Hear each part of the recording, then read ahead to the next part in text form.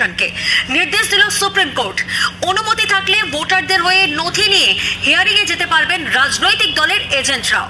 মাধ্যমিকের admit card কেন বৈধ নথি হিসেবে গৃহীত হবে না, কমিশনের থেকে জানতে চাইল শীর্ষ আদালত।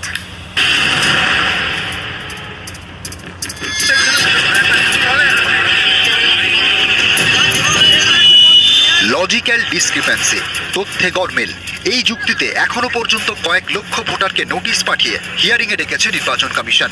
এতে হয়রানির একশেষ। এ নিয়ে শোরগোল পড়ে গিয়েছে বাংলা জুড়ে। কাদের ডাকা হচ্ছে, কি কারণে ডাকা হচ্ছে তার কোনো তালিকা এখনো পর্যন্ত প্রকাশ করেনি কমিশন।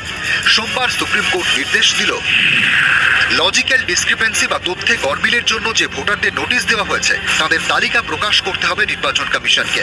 পঞ্চায়েত বা ওয়ার্ড স্তরে এই তালিকা প্রকাশ করতে হবে। তালিকা প্রকাশের পর 10 দিন পর্যন্ত আবেদন জমা দিতে পারবেন ভোটাররা। এসআইআর নিয়ে একাধিক মামলার শুনানি চলছে